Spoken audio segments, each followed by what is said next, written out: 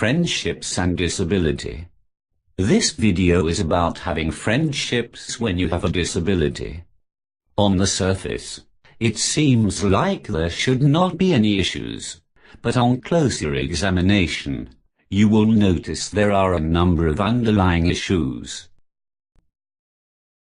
To put everything in context, let us look at a traditional friendship.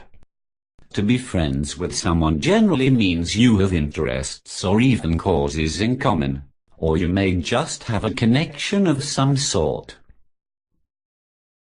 There could be two main issues entering into friendships when you have a disability, which are communication and possible physical challenges. Let us look at each in turn.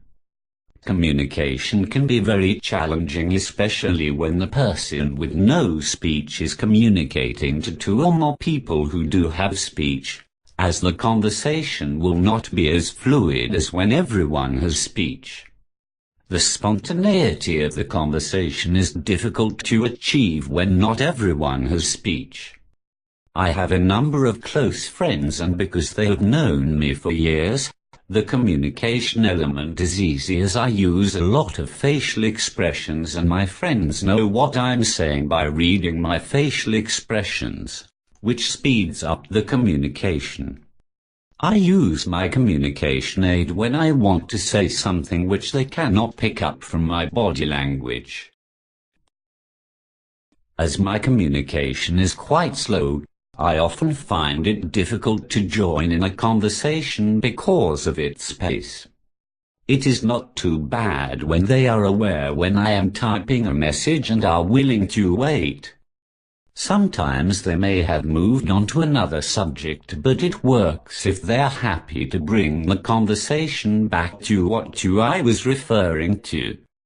When I am with a group who know me, they do not have a problem taking the conversation back. Sometimes I find it better to move on and choose to talk with the relevant people later. For all of you, if you have something to say, you should make sure you get a chance to say it. I have explained the way I deal with it, but I'm sure there are other ways that you might find to get your messages across. If I feel my communication partner is struggling, I will help them by giving them pointers on how to best communicate with me. I try to do it in a way that they do not feel I am criticizing them, so they feel positive about communicating with me. When people who use wheelchairs want to go out with their friends, there are a number of things to consider, such as the physical access. Some people do not want to make a big thing about it because they want to have a completely natural friendship. By that I mean, not talking about challenges which are caused by society. Let me give you an example. I prefer to go somewhere where I know there is wheelchair access rather than making an inquiry. For me, it depends on how long I have known my friends.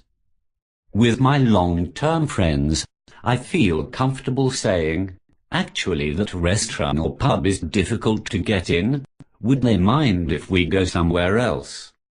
Whereas, if I was going out with relatively new friends, I would go to the restaurant even though access is difficult, because they do not know my philosophy and how I like to do things. There can be access issues going round to friends' houses or flats. I am in that position with some friends, but I am positive and work with what I have got. For example, if I want to spend a day with someone whose accommodation has access issues for me, I would invite them to mine or we would arrange to meet somewhere. I do not dwell on the things I cannot change or work with. My closest friends do not make my disability an issue, and going somewhere with wheelchair access is just an unwritten rule and second nature for them. I think it is important for other people with disabilities to develop that level of closeness with their friends where any disability becomes irrelevant. It should become an unwritten rule a group all do things which the person in the wheelchair can also join in with. In my video, I have given you some ideas about how to minimize the impact of your disability on friendships. I am a great believer that personalities are much more important than physical abilities.